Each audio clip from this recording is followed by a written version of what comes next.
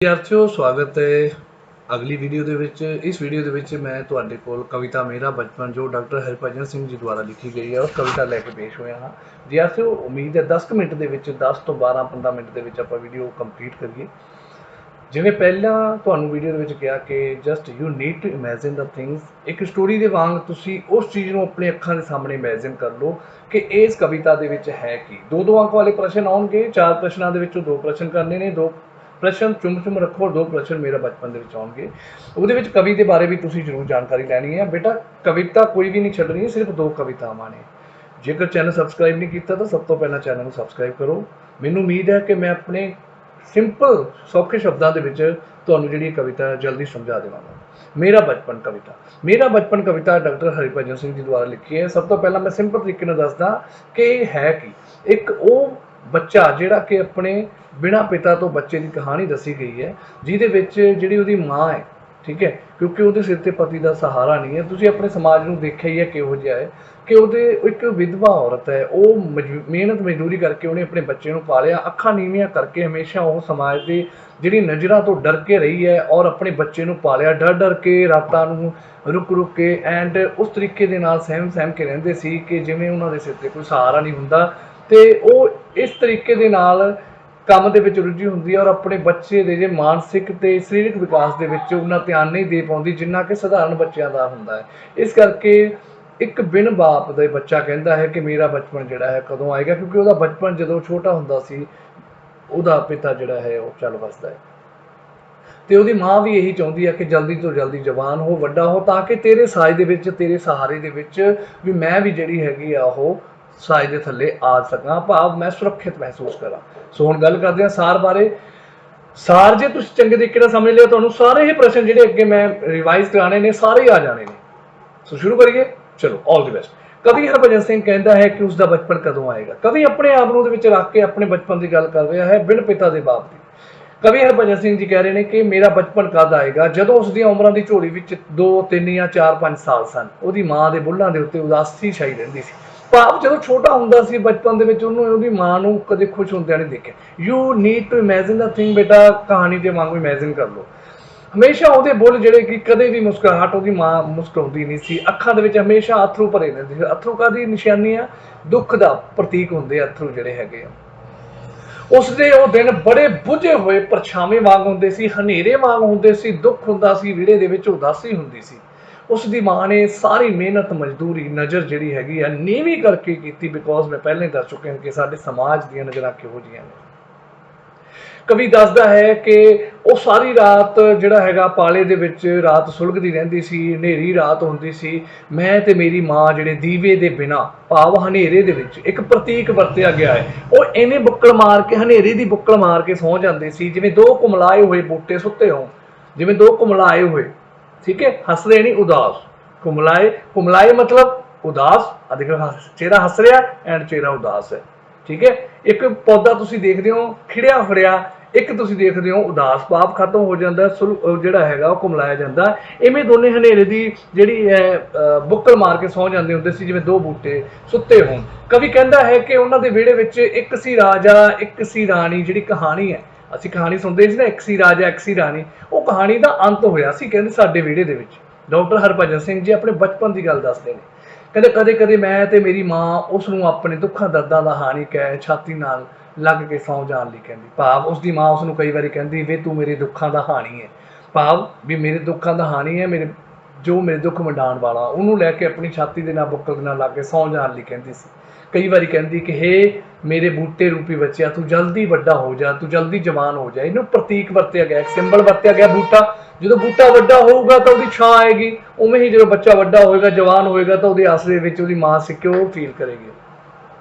ਤੂੰ ਜਵਾਨ ਹੋ ਜਾ, ਫਿਰ ਤੇਰੀ ਛਾਵੇਂ ਮੈਂ ਸੌਂ ਜਾਵਾਂ। ਕਦੇ ਕਦੇ ਕਹਿੰਦੇ ਬਦਕਿਸਮਤ, ਨਿਕੜਮੀਆਂ, ਅਨਲੱਕੀ ਮਦਰਸ ਜਿਹੜੀਆਂ ਹੁੰਦੀਆਂ ਨੇ ਉਹ ਬੱਚਿਆਂ ਦੀ ਕੁੱਛੜ ਵਿੱਚ ਬੇਫਿਕਰ ਹੋ ਕੇ ਸੌਂ ਜਾਂਦੀਆਂ ਨੇ। ਕਵੀ ਹਰਭਜਨ ਸਿੰਘ ਦੱਸਦੇ ਨੇ ਕਿ ਉਹ ਆਪਣੀ ਮਾਂ ਦਾ ਓਲਾ ਅਤੇ ਉਸਦੀ ਛਾਂ ਦੇ ਪਰਛਾਵਾਂ ਹੈ। ਉਹ ਆਪਣੀ ਮਾਂ ਦਾ ਓਲਾ ਹੈ, ਭਾਵ ਲੁਕੋ ਹੈ, ਉਹਨੂੰ ਲੁਕੋ ਸਕਦਾ ਹੈ। ਉਹਦਾ ਪਰਛਾਵਾਂ ਵੀ ਹੈ, ਉਹਦੇ ਨਾਲ ਹੀ ਰਹਿੰਦਾ। ਪਰਛਾਵਾਂ, ਛਾਂ ਕੀ ਹੁੰਦੀ ਹੈ? ਪਰਛਾਵਾਂ ਥੋੜੇ ਨਾਲ ਰਹਿੰਦਾ। ਉਹ ਆਪਣੀ ਮਾਂ ਦਾ ਓਲਾ ਵੀ ਹੈ, ਉਹਨੂੰ ਓਲਾ ਕਰਨ ਵਾਲਾ। ਉਹ ਆਪਣੀ ਮਾਂ ਦਾ ਪਰਛਾਵਾਂ ਵੀ ਹੈ, ਉਹਦੇ ਨਾਲ ਹੀ ਰਹਿਣ ਵਾਲਾ। ਉਂਝ ਤਾਂ ਹਰ ਇੱਕ ਮਾਂ ਦੀ ਜਿਹੜੀ ਸੂਰਤ ਹੁੰਦੀ ਹੈ, ਸੀਰਤ ਔਰ ਸੂਰਤ ਦੀ ਗੱਲ ਕਰਦੇ ਹਾਂ, ਸੋਹਣੀ ਹੁੰਦੀ ਹੈ। ਹਰੇਕ ਬੱਚੇ ਨੂੰ ਆਪਣੀ ਮਾਂ ਸੋਹਣੀ ਲੱਗਦੀ ਹੈ, ਹਰੇਕ ਮਾਂ ਨੂੰ ਆਪਣਾ ਬੱਚਾ ਸੋਹਣਾ ਲੱਗਦਾ ਹੈ। ਪਰ ਕਹਿੰਦਾ ਮੇਰੀ ਮਾਂ ਇੰਨੀ ਸੋਹਣੀ ਸੀ ਕਿ ਉਹ ਇੰਨੀ ਕੁ ਜ਼ਿਆਦਾ ਸੋਹਣੀ ਸੀ ਕਿ ਉਸ ਨੂੰ ਤੱਕ ਕੇ ਹਰ ਅੱਖ ਦੁਪਹਿਰੀ ਵਾਂਗ ਜਲਦੀ ਸੀ। ਦੁਪਹਿਰੀ ਭਾਵ ਮੰਨ ਲਓ ਜੂਨ ਦੇ ਵਿੱਚ ਦੁਪਹਿਰ ਜਿਹੜੀ ਹੈ ਕਿਵੇਂ ਅੱਗ ਵਾਂਗ ਹੁੰਦੀ ਹੈ, ਉਹ ਇੱਕ ਪ੍ਰਤੀਕ ਦੁਪਹਿਰੀ ਵਰਤਿਆ ਗਿਆ ਹੈ ਕਿ ਲੋਕਾਂ ਦੀ ਅੱਖ ਜਿਹੜੀ ਦੁਪਹਿਰੀ ਵਾਂਗ ਜਲਦੀ ਹੈ ਉਸ ਨੂੰ ਦੇਖ ਕੇ, ਉਸ ਦੀ ਮਾਂ ਨੂੰ ਦੇਖ ਕੇ, ਉਹਦੀ ਸੁੰਦਰਤਾ ਨੂੰ ਦੇਖ ਕੇ।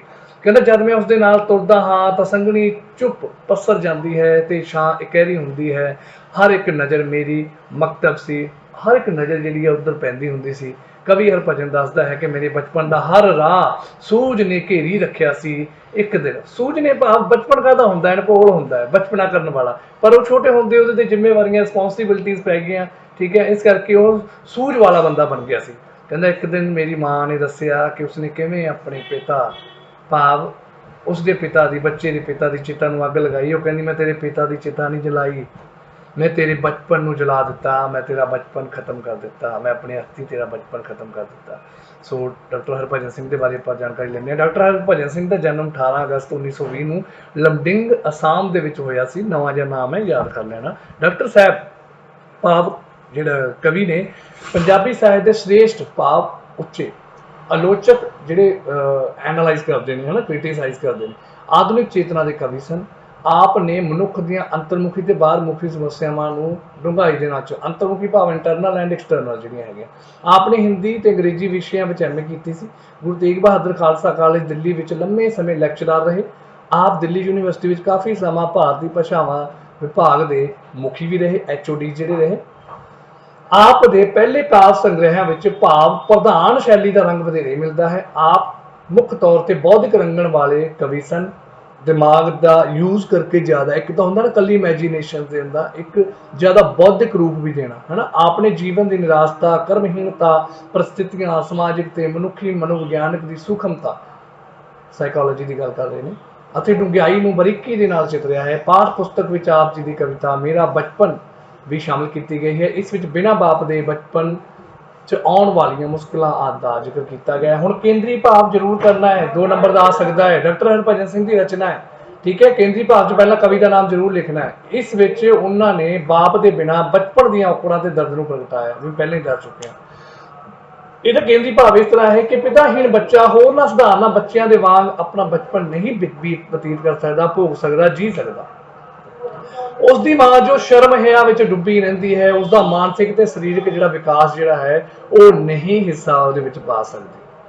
ਉਹਦੀ ਮੈਂਟਲ ਹੈਲਥ ਦੇ ਵਿੱਚ ਜਾਂ ਉਹਦੇ ਸਰੀਰਕ ਵਿਕਾਸ ਦੇ ਵਿੱਚ ਜਿਹੜਾ ਹੈਗਾ, ਗਰੋਥ ਦੇ ਵਿੱਚ ਹਿੱਸਾ ਨਹੀਂ ਪਾ ਸਕਦੀ। ਅਜਿਹਾ ਬੱਚਾ ਜਦੋਂ ਵੱਡਾ ਹੁੰਦਾ ਹੈ ਨਾ ਤਾਂ ਉਹ ਬੜਾ ਦੁਖੀ ਹੁੰਦਾ ਹੈ ਕਿ ਉਸਨੇ ਬਚਪਨ ਦੀ ਮਾਸੂਮੀਅਤ ਦੇਖੀ ਨਹੀਂ, ਬਚਪਨ ਜਿਹੜਾ ਜੀਆ ਨਹੀਂ ਹੈ, ਉਹ ਆਪਣਾ ਬਚਪਨ ਬੱਚਿਆਂ ਵਾਂਗ, ਦੂਜੇ ਬੱਚਿਆਂ ਵਾਂਗ, ਸਧਾਰਨ ਬੱਚਿਆਂ ਵਾਂਗ ਨਹੀਂ ਜੀ ਸਕਿਆ। ਸੋ ਹੁਣ ਆਪਾਂ ਪ੍ਰਸ਼ਨਾਂ ਦੇ ਉੱਤੇ ਆਉਂਦੇ ਹਾਂ। 2 ਅੰਕ ਵਾਲੇ ਪ੍ਰਸ਼ਨ ਨੇ।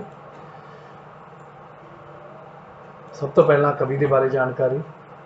ਘੱਟ ਅੱਖਰਾਂ ਦੇ ਵਿੱਚ ਡਾਕਟਰ ਹਰਭਜਨ ਸਿੰਘ ਇੱਕ ਪ੍ਰਸਿੱਧ ਕਵੀ ਨੇ, ਆਲੋਚਕ ਅਤੇ ਅਧਿਆਪਕ ਸਨ। ਆਧੁਨਿਕ ਪੰਜਾਬੀ ਕਵਿਤਾ, ਪੰਜਾਬੀ ਆਲੋਚਨਾ, ਅਧਿਆਪਨ ਦੇ ਖੇਤਰ ਵਿੱਚ ਰਹੇ, ਲੈਕਚਰਰ ਰਹੇ, ਕਈ ਭਾਗਾਂ ਦੇ ਭਾਸ਼ਾਵਾਂ ਦੇ HODs ਰਹੇ। ਲਾਸ਼ਾਂ, ਤਾਰ ਤੁੱਕਾ, ਅਧਰੈਣੀ, ਨਾ ਧੁੱਪੇ ਨਾ ਛਾਵੇਂ, ਸੜਕ ਦੇ ਸਫ਼ੇ ਉੱਤੇ, ਮੈਂ ਜੋ ਬੀਤ ਗਿਆ, ਮੱਥੇ ਵਾਲੇ ਦੀਵੇ ਵਾਲਾ, ਮੱਥਾ ਦੀਵੇ ਵਾਲਾ, ਅਲਵਿਦਾ ਤੋਂ ਪਹਿਲਾਂ ਆਪ ਦੀਆਂ ਪ੍ਰਮੁੱਖ ਰਚਨਾਵਾਂ ਨੇ।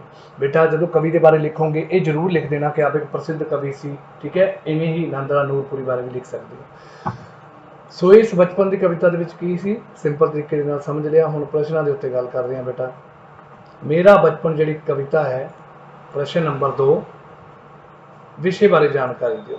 ਕੀ ਕਹਿਣਾ ਚਾਹੁੰਦਾ ਹੈ ਬੇਟਾ? ਇਹਦੇ 'ਚ ਤੁਸੀਂ ਕੇਂਦਰੀ ਭਾਵ ਲਿਖ ਸਕਦੇ ਹੋ ਕਿ ਇਹਦੇ ਵਿੱਚ ਬਿਨਾਂ ਬਾਪ ਤੋਂ ਜਿਹੜਾ ਬੱਚਾ ਹੈ ਉਹਦੇ ਬਚਪਨ ਦੀ ਹਕੀਕਤ ਬਿਆਨ ਕੀਤੀ ਗਈ ਹੈ ਕਿ ਉਹਦੀ ਮਾਂ ਜਿਹੜੀ ਹੈ ਉਹ ਮਿਹਨਤ ਦੇ ਵਿੱਚ ਲੱਗੀ ਰਹਿੰਦੀ ਹੈ, ਉਹਦੇ ਸਰੀਰਕ ਅਤੇ ਮਾਨਸਿਕ ਵਿਕਾਸ ਦੇ ਵਿੱਚ ਯੋਗਦਾਨ ਨਹੀਂ ਪਾ ਸਕਦੀ। ਅਤੇ ਜਦੋਂ ਬੱਚਾ ਵੱਡਾ ਹੁੰਦਾ ਹੈ ਉਹਨੂੰ ਪਤਾ ਚੱਲਦਾ ਹੈ ਕਿ ਉਹਨੇ ਸਧਾਰਨ ਬੱਚਿਆਂ ਵਾਂਗ ਜੀਵਨ ਨਹੀਂ ਬਤੀਤ ਕੀਤਾ ਤਾਂ ਉਹਨੂੰ ਬਹੁਤ ਦੁੱਖ ਲੱਗਦਾ ਹੈ। ਇੱਥੇ ਕੁਛ ਹੋਰ ਲਿਖਿਆ ਹੋਇਆ ਹੈ, ਭਾਵ ਤੁਸੀਂ ਇਹ ਚੀਜ਼ਾਂ ਐਡ ਕਰ ਸਕਦੇ ਹੋ। ਜਦੋਂ ਤੁਸੀਂ ਸਾਰ ਪੜ੍ਹਦੇ ਹੋ ਨਾ ਤਾਂ ਤੁਸੀਂ ਪ੍ਰਸ਼ਨ ਆਪਣੇ ਆਪ ਹੀ ਬਣਾ ਸਕਦੇ ਹੋ। ਮੇਰਾ ਬਚਪਨ ਕਵਿਤਾ ਵਿੱਚ ਕਿਸ ਦਾ ਬਚਪਨ ਨਹੀਂ ਆਇਆ? ਬੇਟਾ ਸਿੰਪਲ, ਕਵੀ ਦਾ ਬਚਪਨ, ਡਾਕਟਰ ਹਰਭਜਨ ਦਾ ਬਚਪਨ, ਬੱਚੇ ਦਾ ਬਚਪਨ ਨਹੀਂ ਆਇਆ। ਇਸ ਮੇਰਾ ਬਚਪਨ ਕਵਿਤਾ ਵਿੱਚ ਉਸ ਵਿਅਕਤੀ ਦਾ ਦੁੱਖ ਬਿਆਨ ਕੀਤਾ ਗਿਆ ਹੈ ਜਿਸ ਨੂੰ ਬਚਪਨ ਵਿੱਚ ਹੀ ਆਪਣੇ ਪਿਤਾ ਦੇ ਸਦੀਵੀ ਭਾਵ ਸਦਾ ਲਈ ਵਿਛੋੜੇ ਦਾ ਦੁੱਖ ਸਹਿਣਾ ਪਿਆ। ਕਵਿਤਾ ਵਿਚਲਾ ਮੈਂ ਪਾਤਰ ਕੌਣ ਹੈ? ਕਵੀ ਹੈ, first person. First person, second person and third person. ठीक है, आई मैं पात्र। मैं पात्र सोचता है कि जिवें उसका बचपन आया नहीं है, उन्हें पिता ਦੇ ਵਿਛੋੜੇ ਕਰਕੇ ਬਚਪਨ ਜਿਹੜਾ ਹੈ ਉਸ ਤੋਂ ਵਾਂਝਾ ਰਹਿ ਗਿਆ, ਉਸ ਤੋਂ ਵੱਖ ਰਹਿ ਗਿਆ, ਉਸਨੇ ਜੀਆ ਹੀ ਨਹੀਂ ਆਮ ਸਧਾਰਨ ਲੋਕਾਂ ਦੇ ਵਾਂਗ, ਬੱਚਿਆਂ ਦੇ ਵਾਂਗ ਬਚਪਨ ਜਿਹੜਾ ਉਹਨੇ ਦੇਖਿਆ ਨਹੀਂ। प्रश्न नंबर 4, मेरा बचपन कविता विच किस दे बचपन ਦੀਆਂ खुशियां खोईयां गईयां? मेरा बचपन कविता विच, इस कविता विच मैं पात्र जिहड़ा है, ठीक है, मैं पात्र लिखना, मैं पात्र दियां बचपन दियां खुशियां खोईयां गईयां। ये पात्र, मैं पात्र अजे बचपन की उम्र में सी कि उसके पिता का देहांत हो गया। ਜਾਂ ऐ लिख सकते हो कि इस कविता विच एक बिन पिता दे बच्चे का बचपन जिहड़ा है उसदा बयान किया गया। जिहड़ा छोटे होंदे उसदे पिता सਦੀवी विछोड़ा दे गए सी ते उहने उन्हां दा प्यार नहीं लिया ते बचपन जिहड़ा सी उन्हां तो बिना ही बीतिया ते बचपन साधारण बच्चों वांग नहीं बीतिया। मेरा बचपन कविता प्रश्न नंबर 5 विचले मैं पात्र नूं किस गल का दुख है? बेटा उही प्रश्न जेकर तुसीं सार चंगे नाल समझ लिया ना, अपने आप ही आउणगे, प्रश्न का उत्तर देखने की लोड़ नहीं। किहड़ी गल का दुख है? यही गल का दुख है क्योंकि बचपन दे विच पिता की डेथ हो गई सी, सਦੀवी विछोड़ा हो गया सी, बचपन साधारण बच्चों वांग नहीं बिताया, जिस करके उसनूं बहुत दुख होया सी। ठीक है, खुशियां प्राप्त नहीं होईयां ते उसदी मां ने भी उसके सरीरक ते मानसिक विकास दे विच, ग्रोथ दे विच योगदान नहीं पाया। बचपन दे विच भी वो जिहड़ा बहुत सूझ वाला हो गया सी, बचपन उन्हें बच्चों वांग भोल खेड के नहीं बिताया, संग डर डर के बिताया। मेरा बचपन कविता विचले मैं पात्र दी उम्र किन्नी सी जदों पिता दा देहांत होया? चंगी तरह नहीं पता सी, कहंदा सी कि 2, 3, 4 या 5 साल की उम्र सी, चंगी तरह पता नहीं सी। तुसीं ये लिख सकते हो कि कविता विचला जिहड़ा बच्चा है उसकी उम्र जिहड़ी है उसनूं चंगे तरीके दे नाल शायद नहीं पता सी, तां इसलिए वो कहंदा है कि उसकी उम्र 2, 3, 4 या 5 साल की सी। कवि अपने बचपन बारे की भाव प्रगट करता है? बेटा इहदे विच दस देना कि बचपन दे विच की फील करदा सी, अपनी मां बारे, आप दे बारे की सी कि ਉਹਦੇ पिता के देहांत होने करके माँ के बुल्लां ते खुशी नहीं सी, मुस्कुराहट नहीं सी, माँ बुझी हुई रहिंदी सी, डरी हुई रहिंदी सी, निगाह नीवीं करके काम करदी हुंदी सी। जिस तरह बरान धरती भाव जिस दे उत्ते कुछ पैदा ना होवे, भूमि विच कोई करुंबल नहीं उगदी, कोई कली नहीं उगदी, उसे तरह उसकी माँ के बुल्लां ते कदे भी कोई खुशी दी करुंबल नहीं उगी सी। भाव उन्हां दा बचपन, उसका बचपन भी जिहड़ा सी साधारण बच्चों वांग नहीं बीतिया। नैन उसदे भरे भरे सन, दिन ज्यों बुझे बुझे परछावें। इहदे विच बेटा उसने अपनी माँ का जिक्र किया है कि उहदे नैन जिहड़े सीगे बुझे हुए हुंदे सी, अखां जिहड़ियां बुझियां होईयां हुंदियां सी, अखां दे विच उदासी अथरू हुंदे सी क्योंकि उसके पति की डेथ हो चुकी हुंदी है और उन्हें मेहनत करनी पैंदी है, जग दीयां नज़रां तो बच के रहना पैंदा है। उसनूं ये दिन भाव समा इस तरह लगदा सी जिवें जिवें ये बुझे हुए परछावें होण। प्रश्न नंबर 9, मेरा बचपन कविता के आधार पर दसो कि किस नूं मेहनत मुशक्कत करनी पैंदी सी, वो नज़र नीवी रखदी सी। दस चुके हैं बेटा उसकी माँ नूं नज़र नीवी रखनी पैंदी सी, सोहनी सी, नज़र नीवी करके लोगों की समाज की नज़रों तो नीवी करके वो अपना पुत्र नूं पाल रही सी, काम कर रही सी। मेरा बचपन कविता के आधार पर दसो कि ठंडी रात के हनेरे च कौन सुता पिया है? दस्सिया सी जी, हनेरे दे विच, ठंडी रात दे विच हनेरे की बुक्कल जिहड़ी है लपेट के माँ ते पुत सुते पे ने, जिवें दो कलियां जिहड़ियां होईयां वो कुमलाइयां होईयां सुत्तियां पईयां ने। ठीक है, सार चंगे तरीके नाल समझ गया, तुहानूं एक लाइन की जरूरत नहीं पैनी, जिवें मैं तुहानूं दसदा तुहानूं सौखे तरीके दे नाल पता चल जाऊगा। मेरा बचपन कविता विच किन्हां नूं दो कुमलाए बूटे कहा गया है? मेरा बचपन कविता दे विच माँ अते बच्चे नूं कुमलाए हुए बूटे वांग कहा गया है। ठीक है, क्योंकि वो कुमलाए हुए ने, डरे हुए ने, हनेरे की चादर जिहड़ी उपर लपेट के सुत्ते पए हुए हुंदे ने ठंडी रात दे विच, क्योंकि उन्हां दे बचपन दे विच ही उहदे ते बच्चे दे सिर तो प्यो दा अते औरत के सिर तो उसके पति का परछावां जिहड़ा चला जाता, जिस करके वो परेशान ने और बुझे बुझे रहिंदे ने। साडे विहड़े मरी कहानी, एक सी राजा एक सी रानी, इस विहड़े विच क्यों मर गई सी। अब खुशी के वातावरण माहौल में ही बच्चों नूं राजे ते राणी दी कहानियां सुनाई जांदियां ने, है ना। एक सी राजा एक सी राणी असीं भी बचपन दे विच सुणीआं होंदियां, पर मेरा बचपन कहंदा कविता विचला मैं पात्र कहंदा है, कवि कहंदा है कि उसकी विधवा माँ तां परेशानी का जीवन बतीत कर रहे सन, इसलिए साडे विहड़े विच कहानी मर गई सी। Record the thing what I mean, what the meaning by poet कि एक सी राजा एक सी राणी, साडे विहड़े 'च कहानी मर गई सी। बेटा ਜਦੋਂ बचपन ਦੇ ਵਿੱਚ ਪਿਓ ਜਾਂ ਚਾਚਾ ਚਾਚੀ ਤਾਏ ਵੱਡੇ ਜਾਂ ਕੋਈ ਵੀ ਹੋਣ ਤਾਂ ਬਚਪਨ ਦੇ ਵਿੱਚ ਕਹਾਣੀ ਸੁਣਾਈ ਜਾਂਦੀ ਸੀ, ਸ਼ੁਰੂ ਹੁੰਦੀ ਸੀ ਇੱਕ ਸੀ ਰਾਜਾ ਇੱਕ ਸੀ ਰਾਣੀ, ਫਿਰ ਕਹਾਣੀ ਸ਼ੁਰੂ ਹੋ ਜਾਂਦੀ ਸੀ, ਹੈ ਨਾ। ਉਹ ਕਹਿੰਦਾ ਸਾਡੇ ਵਿਹੜੇ 'ਚ ਤਾਂ ਕਹਾਣੀ ਮਰ ਗਈ ਸੀ, ਕਿਉਂ? ਕਿਉਂਕਿ ਉਹਦਾ ਬਚਪਨ ਹੀ ਹੈ ਨਹੀਂ ਸੀ, ਉਹਨੂੰ ਸੁਣਾਉਣ ਵਾਲਾ ਹੀ ਕੋਈ ਹੈ ਨਹੀਂ ਸੀ। ਦੈਟਸ ਵਾਈ ਹੀ ਸੇਇੰਗ ਕਿ ਇਹ ਕਹਾਣੀ ਸਾਡੇ ਵਿਹੜੇ 'ਚ ਖਤਮ ਹੋ ਚੁੱਕੀ ਸੀ, ਮਰ ਚੁੱਕੀ ਸੀ। Next question number 13। बेटा ਤੁਹਾਨੂੰ किताब जी हैगी टैक्सट बुक से इन्ने प्रश्न नहीं मिलने, दूसरी किताबों के ने, ठीक है। स्क्रीनशॉट ले लिया करो जेकर तुम प्रश्नों को देखना है, स्क्रीनशॉट ले लिया करो इसमें।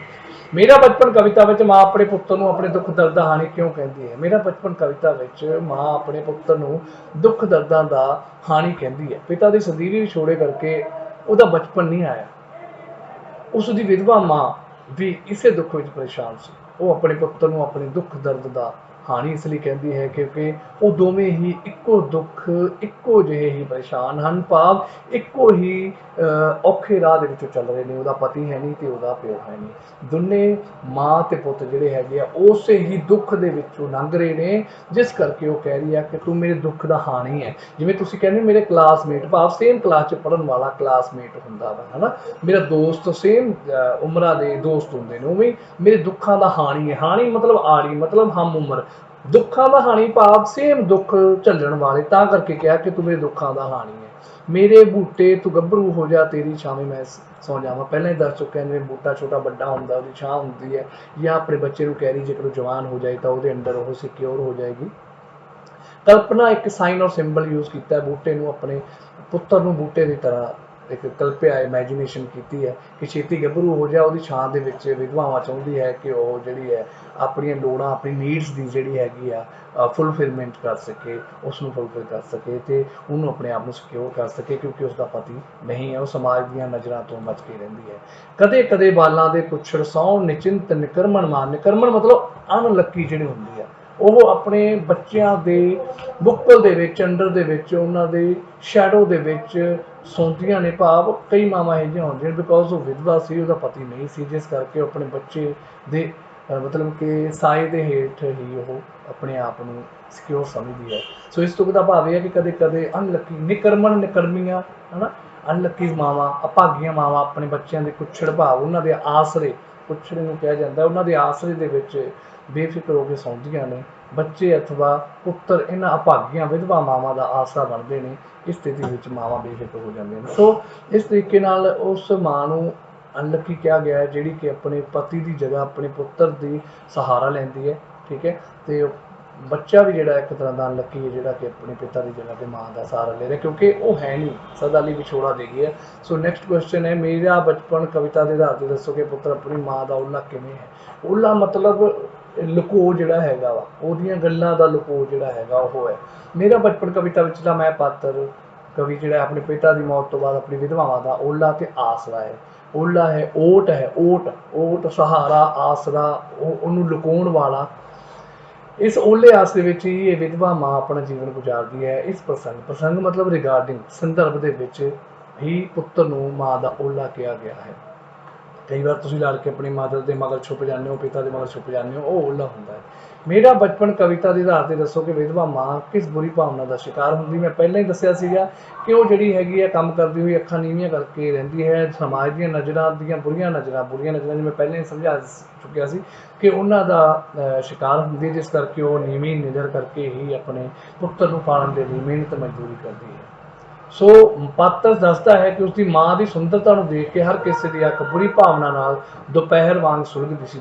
ਦੁਪਹਿਰ ਦਾ ਸੀਨ ਕਿਹੋ ਜਿਹਾ ਹੁੰਦਾ ਹੈ, ਧੁੱਪ ਕਿਹੋ ਜਿਹੀ ਹੁੰਦੀ ਹੈ, ਉਸ ਤਰੀਕੇ ਨਾਲ ਉਹਨਾਂ ਦੀਆਂ ਅੱਖਾਂ ਸੁਲਗਦੀਆਂ ਸੀ। ਭਾਵੇਂ ਭਾਵਨਾ ਪੈਦਾ ਕੀਤੀ ਗਈ ਹੈ, ਦਿਖਾਇਆ ਗਿਆ ਉਹਨਾਂ ਦੀ ਸੋਚ ਦੇ ਬਾਰੇ ਅੱਖਾਂ ਦੇ ਪ੍ਰਤੀਕ ਤੋਂ। ਬਚਪਨ ਆਉਂਦਾ ਤਾਂ ਕਿਸ ਰਾਹੋਂ ਹਰ ਰਾਹ ਸੂਝ ਸਮਝ ਨੇ ਘੇਰੀ। ਸੂਝ ਸਮਝ ਭਾਵ ਕਹਿੰਦਾ ਬਚਪਨ ਕਦੋਂ ਆਉਂਦਾ ਮੇਰਾ, ਮੈਂ ਤਾਂ ਛੋਟੇ ਹੁੰਦੇ ਹੀ ਰਿਸਪੌਂਸਿਬਿਲਿਟੀ ਦੇ ਅੰਦਰ ਆ ਜਾਂਦਾ ਹੈ। ਤੁਸੀਂ ਦੇਖਿਆ ਹੋਵੇਗਾ ਕਈ ਛੋਟੇ ਛੋਟੇ ਬੱਚੇ ਜਿਹੜੇ ਹੈਗੇ ਆ ਮੰਗਦੇ ਹੋਏ ਦੇਖੇ ਗਏ ਹੋਣਗੇ, ਤੁਸੀਂ ਦੇਖੋ ਬੜੇ ਸੁਲਝੀਆਂ ਹੋਈਆਂ ਗੱਲਾਂ ਕਰਦੇ ਨੇ ਕਿਉਂਕਿ ਉਹਨਾਂ ਦੇ ਬਚਪਨ ਆਏ ਨਹੀਂ, ਉਹਨਾਂ ਦੇ ਬਚਪਨ ਦਾ ਟਾਈਮ ਹੈ ਲੇਕਿਨ ਉਹਨਾਂ ਦੇ ਬਚਪਨ ਨਹੀਂ ਆਇਆ। ਮੇਰਾ ਬਚਪਨ ਕਵਿਤਾ ਜਿਹੜੇ ਹੈਗਾ ਮੈਂ ਪਾਤਰ ਬਚਪਨ ਦੇ ਹਰ ਰਾਹ ਨੂੰ ਸੂਝ ਸਮਝ ਨੇ ਘੇਰਿਆ ਹੋਇਆ ਹੈ। ਉਹਦੀ ਹਰ ਰਾਹ ਨੇ ਭਾਵ ਉਹ ਸੂਝ ਸਮਝ ਦੇ ਹਿਸਾਬ ਨਾਲ ਚੱਲਦਾ ਹੈ, ਬਚਪਨ ਵਾਲੀਆਂ ਗੱਲਾਂ ਨਹੀਂ ਕਰਦਾ, ਕਿਉਂਕਿ ਉਹਨਾਂ ਦੇ ਸਿਰ ਤੇ ਪਿਤਾ ਦਾ ਆਸਰਾ ਨਹੀਂ ਹੈ, ਜਿਸ ਕਰਕੇ ਉਹ ਆਪਣੀ ਮਦਰ ਦੀ ਕੇਅਰ ਵੀ ਕਰਦਾ ਹੈ, ਉਹਨੂੰ ਸਿਕਿਉਰ ਕਰਦਾ ਹੈ। ਇਸ ਲਈ ਉਸਦਾ ਬਚਪਨ ਕਿਸ ਰਾਹ ਤੋਂ ਆਉਂਦਾ ਹੈ, ਕਿੱਧਰੋਂ ਆਉਂਦਾ ਹੈ, ਕਿੱਧਰ ਜਾਂਦਾ ਹੈ, ਉਹਨੂੰ ਪਤਾ ਹੀ ਨਹੀਂ। ਪਿਤਾ ਦੀ ਮੌਤ ਕਾਰਨ ਉਹ ਤਾਂ ਉਮਰ ਤੋਂ ਪਹਿਲਾਂ ਹੀ ਸਿਆਣਾ ਹੋ ਗਿਆ ਹੈ, ਪਰ ਬਚਪਨ ਸੂਝ ਸਮਝ ਜਾਂ ਸਿਆਣਪ ਦਾ ਨਹੀਂ, ਸਗੋਂ ਮਾਸੂਮੀਅਤ ਤੇ ਬੇਫਿਕਰੀ ਦਾ ਨਾਮ ਹੈ। ਬਚਪਨ ਦਿਮਾਗ ਵਾਲਾ ਨਹੀਂ, ਬਚਪਨ ਮਨ ਵਾਲਾ ਹੁੰਦਾ ਹੈ। ਸੋ ਮੇਰਾ ਬਚਪਨ ਕਵਿਤਾ ਕਵੀ ਦੀ ਮਾਂ ਕੀ ਕੁਰਲਾਉਂਦੀ ਹੈ, ਜਾਂ ਮੇਰਾ ਬਚਪਨ ਕਵਿਤਾ ਵਿੱਚ ਇੱਕ ਦਿਨ ਮਾਂ ਨੇ ਆਪਣੇ ਪੁੱਤਰ ਨੂੰ ਕਿਹੜੀ ਬਾਤ ਸੁਣਾਈ। ਮਾਂ ਨੇ ਉਹ ਦੱਸਿਆ ਸੀ ਨਾ ਕਿ ਤੇਰੇ ਪਿਤਾ ਦੀ ਚਿਤਾ ਨੂੰ ਅੱਗ ਲਾਈ, ਉਹ ਕਹਿੰਦੀ ਤੇਰੇ ਪਿਤਾ ਦੀ ਚਿਤਾ ਨੂੰ ਅੱਗ ਨਹੀਂ ਲਾਈ, ਮੈਂ ਤੇਰੇ ਬਚਪਨ ਨੂੰ ਅੱਗ ਲਗਾਈ ਹੈ, ਇਹ ਗੱਲ ਕਹੀ ਸੀ। ਸੋ ਕੀ ਕਹਿੰਦੇ ਆ, ਮਾਂ ਨੇ ਪੁੱਤਰ ਨੂੰ ਇੱਕ ਦਿਨ ਇਹ ਬਾਤ ਸੁਣਾਈ ਕਿ ਕਿਸ ਤਰ੍ਹਾਂ ਉਸਨੇ ਆਪਣੇ ਪੁੱਤਰ ਦੇ ਪਿਤਾ ਅਥਵਾ ਆਪਣੇ ਪਤੀ ਦੀ ਚਿਤਾ ਨੂੰ ਆਪਣੇ ਹੱਥੀਂ ਜਲਾਇਆ ਸੀ। ਉਹ ਕਰਲਾਉਂਦੀ ਹੋਈ ਕਹਿੰਦੀ ਹੈ ਕਿ ਉਸਨੇ ਤਾਂ ਆਪਣੇ ਹੱਥਾਂ ਨਾਲ ਆਪਣੇ ਪੁੱਤਰ ਦਾ ਬਚਪਨ ਹੀ ਜਲਾ ਦਿੱਤਾ, ਉਸਨੇ ਆਪਣੇ ਜਿਹੜੇ ਪਤੀ ਦੀ ਚਿਤਾ ਨਹੀਂ ਜਲਾਈ, ਬਚਪਨ ਜਲਾ ਦਿੱਤਾ, ਕਹਿੰਦੀ ਮੈਂ ਤੇਰਾ। ਲਾਸਟ ਪ੍ਰਸ਼ਨ ਡਾਕਟਰ ਹਰਭਜਨ ਸਿੰਘ ਦੀ ਕਵਿਤਾ ਮੇਰਾ ਬਚਪਨ ਦਾ ਕੇਂਦਰੀ ਭਾਵ। ਜਿਹੜਾ ਕੇਂਦਰੀ ਭਾਵ ਮੈਂ ਤੁਹਾਨੂੰ ਕਰਵਾ ਚੁੱਕਿਆ ਪਹਿਲਾਂ ਹੀ। ਇਹਦੇ ਵਿੱਚ ਇਹ ਦੱਸਿਆ ਗਿਆ ਹੈ ਕਿ ਬਿਨ ਪਿਤਾ ਦੇ ਜਿਹੜਾ ਬੱਚਾ ਹੈ ਉਸਦਾ ਬਚਪਨ ਕਿਵੇਂ ਬੀਤਦਾ ਹੈ, ਉਸਦੇ ਰਾਹ 'ਚ ਕੀ ਔਕੜਾਂ ਆਉਂਦੀਆਂ ਨੇ ਅਤੇ ਉਸਦੀ ਮਾਂ ਨੂੰ ਕਿੰਨੀ ਦਿੱਕਤ ਆਉਂਦੀ ਹੈ। ਉਹ ਮਿਹਨਤ ਮਜ਼ਦੂਰੀ ਕਰਦੀ ਹੋਈ ਆਪਣੇ ਬੱਚੇ ਨੂੰ ਪਾਲਣ ਦੇ ਲਈ ਇੰਨੀ ਰੁੱਝ ਜਾਂਦੀ ਹੈ ਕਿ ਉਸਦਾ ਸਰੀਰਕ ਅਤੇ ਮਾਨਸਿਕ ਵਿਕਾਸ ਦੇ ਵਿੱਚ ਜਿਹੜਾ ਹੈ ਉਹ ਹਿੱਸਾ ਨਹੀਂ ਪਾ ਸਕਦੀ। ਉਹ ਸਮਾਜ ਦੀਆਂ ਬੁਰੀਆਂ ਨਜ਼ਰਾਂ ਤੋਂ ਡਰ ਕੇ ਰਹਿੰਦੇ ਨੇ, ਦੋਨੋਂ ਹੀ ਅੰਧੇਰੀ ਰਾਤ ਦਾ ਬੁੱਕਲ ਮਾਰ ਕੇ ਸੌਂਦੇ ਨੇ ਅਤੇ ਇਵੇਂ ਲੱਗਦਾ ਹੈ ਜਿਵੇਂ ਕੁਮਲਾਏ ਹੋਏ ਬੂਟੇ ਨੇ, ਅਤੇ ਬੱਚੇ ਦੇ ਬਚਪਨ ਦੇ ਵਿੱਚ ਹੀ ਉਸਦੇ ਉੱਤੇ ਰਿਸਪੋਂਸੀਬਿਲਿਟੀਜ਼ ਆ ਜਾਂਦੀਆਂ ਨੇ। ਸੋ ਬੇਟਾ ਇਹ ਸੀ ਤੁਹਾਡੇ ਪ੍ਰਸ਼ਨ। ਮੈਨੂੰ ਉਮੀਦ ਹੈ 100% ਕਿ ਇਸ ਦੇ ਵਿੱਚੋਂ ਹੀ ਪ੍ਰਸ਼ਨ ਆ ਜਾਏਗਾ। ਨਹੀਂ ਆਏਗਾ ਤਾਂ ਉਸਦਾ ਸ਼ਬਦਾਵਲੀ ਥੋੜ੍ਹੀ ਬਹੁਤ ਚੇਂਜ ਹੋ ਜਾਏਗੀ, ਲੇਕਿਨ ਪ੍ਰਸ਼ਨ ਇਸ ਦੇ ਵਿੱਚੋਂ ਹੀ ਆ ਜਾਏਗਾ। ਉਮੀਦ ਹੈ ਚੰਗੇ ਤਰੀਕੇ ਨਾਲ ਸਮਝ ਗਏ ਹੋ। ਮਿਲਦੇ ਹਾਂ ਨੈਕਸਟ ਵੀਡੀਓ 'ਚ, ਤਦ ਤੱਕ ਗॉड ब्लेस, ਖੁਸ਼ ਰਹੋ, ਟੇਕ ਕੇਅਰ, ਵੱਡਿਆਂ ਦੀ ਕਦਰ ਕਰੋ, ਠੀਕ ਹੈ, ਔਰ ਚੈਨਲ ਨੂੰ ਸਬਸਕ੍ਰਾइब करना ना भूलना। मिलते हैं अगली video, god bless, take care.